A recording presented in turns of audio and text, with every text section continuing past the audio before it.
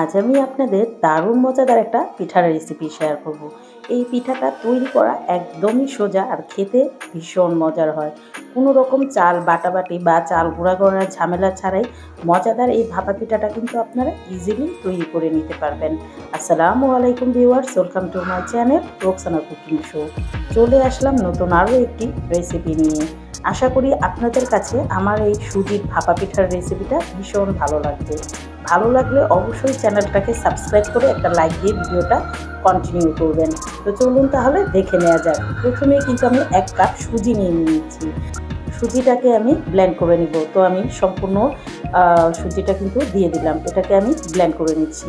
একদম মিহিন কিন্তু পেস্ট তৈরি করে নিই, একটু দলাটে দলাটে বা গুঁড়া গুঁড়া ভাব আছে, এইভাবেই কিন্তু আমি ব্লেন্ডটা করে নিয়েছি। একদম পাউডার করে ফেটিনি, আপনারা একটু খেয়াল করলে হয়তো বা বুঝতে পারবেন। তো সম্পূর্ণ মিশ্রণটা আমি একটা বোলের মধ্যে ঢেলে নিয়েছি। তো সম্পূর্ণ মিশ্রণটাই কিন্তু আমি ঢেলে নিব। ঢেলে নেওয়ার পর দিয়ে দিচ্ছি 1 কাপ তরল দুধ। তো আমি গুঁড়া দুধটাকে একটু মিক্স করে তারপরে কিন্তু দুধটা ব্যবহার করছি। আপনাদের কাছে যদি গরুর লিকুইড দুধটা থাকে সেটাও কিন্তু দিতে পারেন, কোনো সমস্যা নেই। তো আমার হাতের কাছে ছিল না, সেজন্য কিন্তু আমি এটাই ব্যবহার করলাম। তো 1 কাপ প্রথমে দিয়ে একটু ভালো মতন মিশিয়ে নিতে হবে। পরে যদি প্রয়োজন হয় তো আমরা কিন্তু আরও কিছুটা পরিমাণ দুধ ব্যবহার করব। তো আমি ভালো মতন মিশিয়ে নিয়েছি। এখন কিন্তু অনেকটাই থকথকে ভাব আছে। তো আমি আরও হাফ কাপের মতন দুধ নিয়ে নিয়েছি।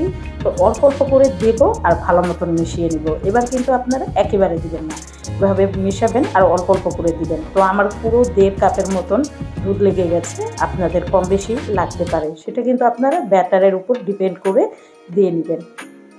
তো আমি ভালো মতনই কিন্তু মিশিয়ে নিচ্ছি। দেখুন আমার মেশানো কিন্তু হয়ে গেছে। তো আমি সম্পূর্ণ দুধটাই কিন্তু অল্প অল্প করে দিয়ে দিচ্ছি। দেখুন, তো এই কাজটা কিন্তু আপনারা অবশ্যই একটু অল্প অল্প করে দিয়েই করে নেবেন। যদি একবারে দিয়ে দেন, ব্যাটারটা যদি পাতলা হয়ে যায় তাহলে কিন্তু আপনাদের রেসিপিটা একদমই ভালো হবে না। সেজন্য আপনারা অবশ্যই এই কাজটা একটু সময় নিয়ে করে নেবেন। আপনাদের একটু ঘনত্বটা আমি দেখিয়ে দিচ্ছি। তো এটাকে কিন্তু আমি 20 মিনিটের জন্য রেস্টে রেখে দিচ্ছি। ঢাকনা দিয়ে ঢেকে দিচ্ছি 20 মিনিটের জন্য। তো 20 মিনিটের মধ্যে অন্যদিকে কিন্তু আমি একটা কড়াই বসিয়ে দিয়েছি। কড়াইয়ের মধ্যে দিয়ে দিচ্ছি 1 কাপ নারকেল কোড়া, দিয়ে দিব 1 কাপের মতন গুড়। তো গুড়টা আপনারা একটু কমিয়ে দেওয়ার চেষ্টা করবেন। হাফ কাপ গুড় দিলেই কিন্তু একদম পারফেক্ট হয়ে যাবে, 1 কাপ গুড়ের কিন্তু প্রয়োজন হয় না। তো আমি দিয়ে তারপরে কিন্তু ভালো মতন এভাবেই মিশিয়ে নিচ্ছি। তো একটু সময় নিয়ে এই কাজটা কিন্তু আপনাদের করে নিতে হবে, কোনো রকম তাড়াহুড়া করা যাবে না। আর মিডিয়াম টু লো আছে কিন্তু এই কাজটা করে নেবেন। দেখুন গুড়টা কিন্তু এখন অনেকটা গলে গেছে আর একটু পানি ছেড়েছে। তো এটা কিন্তু আমরা নেড়ে চেড়ে একদম শুকনো শুকনো করে দেব। দেখুন আমার শুকনো শুকনো কিন্তু হয়ে গেছে। তো একটা প্লেটের মধ্যে সম্পূর্ণ মিশ্রণটাকে আমি ঢেলে নিয়েছি আর একটু ছড়িয়ে দিচ্ছি যাতে তাড়াতাড়ি ঠান্ডা হয়ে যায়। তো অন্যদিকে কিন্তু আমি যেই সুজির মিশ্রণটা 20 মিনিটের জন্য রেস্টে রেখেছিলাম সেটা কিন্তু এরকম টেক্সচারে চলে এসেছে। তো একটু ভালো মতন কিন্তু এটাকে ফেটিয়ে নিতে হবে যাতে কোনো রকম দলা বা লাম্পস না থাকে। যদি এখন মনে হয় যে অতিরিক্ত ঘন, তাহলে চাইলে কিন্তু আপনারা 1 থেকে 2 টেবিল চামচের মতন পানি অ্যাড করতে পারেন। আর যদি প্রয়োজন হয় দিবেন, না হলে কিন্তু না দিবেন। তো আমি কিন্তু 2 থেকে 3 টেবিল চামচের মতন পানি দিয়ে দিয়েছিলাম। তো ভালো মতন মিশিয়ে নিয়েছি। এখন দিয়ে দিচ্ছি স্বাদ মতো লবণ। তো লবণটা দেওয়ার পরও কিন্তু আমি বেশ কিছু সময় এটাকে ভালো মতন মিক্স করে নেব। হ্যান্ড উইচ দিয়ে কিন্তু এই কাজটা করবেন, এতে কিন্তু কোনো রকম দলা বা লাম্পস থাকবে না, একদম পারফেক্টলি মিশে যাবে। তো দেখুন, তো আমি ভালো মতন মিশিয়ে নিয়েছি। এখন দিয়ে দিচ্ছি 1 চা চামচ বেকিং পাউডার, দিয়ে দিচ্ছি 1/4 টিস্পুন বেকিং সোডা। আমি যে পরিমাণ বেকিং পাউডার ব্যবহার করেছি তার 3 ভাগের 1 ভাগের মতন বেকিং সোডার ব্যবহার করেছি। দেওয়ার পর কিন্তু মিশ্রণটাকে এভাবে একটু ভালো মতন ফেটিয়ে নিতে হবে। একটু খেয়াল করুন, তাহলেই কিন্তু বুঝতে পারবেন। আপনাদের কাছে বেকিং পাউডার বেকিং সোডা যদি না থাকে তাহলে কিন্তু একটা ইনোর প্যাকেটও আপনারা ব্যবহার করতে পারেন, এতে কিন্তু বেকিং সোডা বেকিং পাউডারের কাজ করবে। এই দেখুন, তো আমি ভালো মতো মিশিয়ে নিয়েছি আর একটা ফ্লাপি ফ্লাপি ভাব কিন্তু চলে এসেছে। তো এটা এক সাইড করে আমি রেখে দিচ্ছি। অন্যদিকে আমি 4টা বাটি নিয়ে নিয়েছি, তা অল্প অল্প করে আমি তেল দিয়ে দিচ্ছি।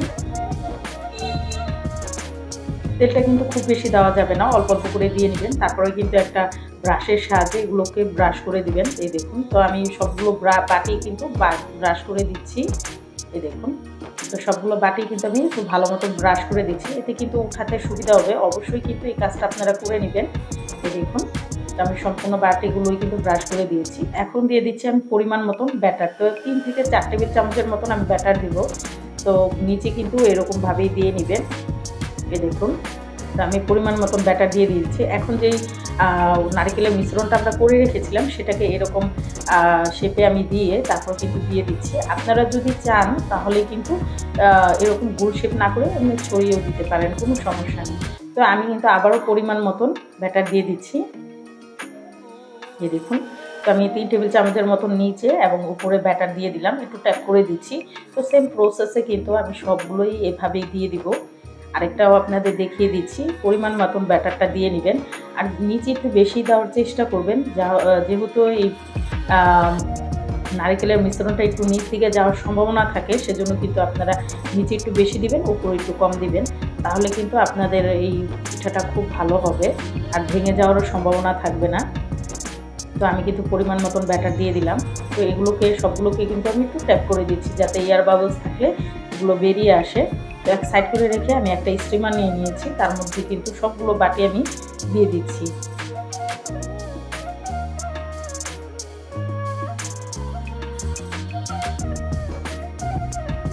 তো সবগুলো বাটি কিন্তু আমার দেওয়া হয়ে গেছে। এই স্টিমারটা এখন আমি সরাসরি পানির উপর দিয়ে দিব। তো একটা কড়াইতে আমি আগেই পানি গরম করতে বসিয়ে দিয়েছি। যখন পানিটা বলক চলে আসবে তখন কিন্তু আমি এই বাটিগুলো দিয়ে দিচ্ছি। এই যে ঢাকনা দিয়ে ঢেকে দিলাম। 8 থেকে 10 মিনিটের মতো সময় লাগবে, এর বেশি কিন্তু লাগবে না। আর ফুটোটা ছিল সেটাও কিন্তু আমি বন্ধ করে দিয়েছি। মাশাআল্লাহ, দেখুন সবগুলো পিঠা কি সুন্দর ফুলে উঠেছে আর দেখতে কতটা সুন্দর হয়েছে আর কতটা লোভনীয় লাগছে। ইজিলি কিন্তু সুজি দিয়ে এত মজার এই ভাপা পিঠাটা তৈরি করা যায়। তো 8 থেকে 10 মিনিট, এর বেশি কিন্তু একদমই সময় লাগবে না। আপনারা কিন্তু এই 8 থেকে 10 মিনিটের মতন করলেই কিন্তু আপনাদের পিঠাটা হয়ে যাবে। তো একটা টুথপিক দিয়ে আমি চেক করে দেখছি সবগুলো পিঠাই হয়েছে কিনা। তো সবগুলো পিঠাই আমি একটু চেক করে দেখছি যে আমার পিঠাগুলো হয়েছে কিনা। তো সবগুলো পিঠাই কিন্তু সুন্দর হয়ে গেছে আর একদম ক্লিন বের হয়েছে। তো ঠান্ডা হওয়ার পর্যন্ত কিন্তু আমি অপেক্ষা করেছি। তো ঠান্ডা হওয়ার পর কিন্তু এইভাবে বাটিটা একটু টেনে টেনে দিতে হবে, যেহেতু আমরা তেল ব্যবহার করেছি ইজিলি কিন্তু উঠে যাবে। এই দেখুন পিঠাটা কতটা সুন্দর হয়েছে আর কতটা সফট হয়েছে, আপনারা একটু খেয়াল করলেই কিন্তু বুঝতে পারবেন। দেখুন এত সুন্দর যে সুজি দিয়ে ভাপা পিঠা হয়, আপনারা নিজেরা না তৈরি করলে কিন্তু বিশ্বাসই করতে পারবেন না। তো সেম প্রসেসে সবগুলোই কিন্তু আমি এভাবে খুলে নিচ্ছি আর সবগুলো পিঠে কিন্তু মাশাআল্লাহ খুব সুন্দর হয়েছে। তো একটা প্লেটের মধ্যে সবগুলো পিঠে আমি সার্ভ করে নিচ্ছি। তো একটা পিঠা আমি ভেঙে দেখিয়ে দিচ্ছি। এই দেখুন পিঠাগুলো যে কতটা সুন্দর হয়েছে আর কতটা লোভনীয় হয়েছে। তো দেখুন একদম ভিতরটাও কতটা সফট হয়েছে। আমি এই সবগুলো পিঠাই আপনাদের একটু ভেঙে দেখিয়ে দিচ্ছি। এই দেখুন ভিতরটা কতটা সুন্দর হয়েছে আর কতটা লোভনীয় লাগছে। অবশ্যই এই সুজি দিয়ে ভাপা পিঠাটা তৈরি করে খাবেন, আশা করি সবাই ভীষণ পছন্দ করবে আর খুবই প্রশংসা করবে। এই পিঠাটা যে খেতে এত মজার হয়, আপনারা যদি নিজেরা না তৈরি করেন বিশ্বাসই করতে পারবেন না। সুজি দিয়ে যে এত সুন্দর ভাপা পিঠা তৈরি করা যায়, নিজেরা না তৈরি করলে কিন্তু বিশ্বাসই করা যায় না। তো রেসিপিটা আপনাদের কাছে কেমন লাগলো অবশ্যই আমাকে কমেন্টের মাধ্যমে জানাবেন। আর যারা এখনও আমার চ্যানেলটাকে সাবস্ক্রাইব করেননি, আমার ভিডিওগুলো যদি আপনাদের কাছে কোনো অংশে একটু হলেও ভালো লেগে যায়, অবশ্যই আমার চ্যানেলটা সবাই সাবস্ক্রাইব করে আমার চ্যানেলের পাশেই থাকবেন। লাইক, কমেন্ট এবং বেশি বেশি করে শেয়ার করে দেবেন। সবাই অনেক বেশি ভালো থাকবেন, সবাই সবার জন্য দোয়া করবেন। অবশ্যই ঘরের তৈরি খাবার খাবেন। আল্লাহ হাফেজ।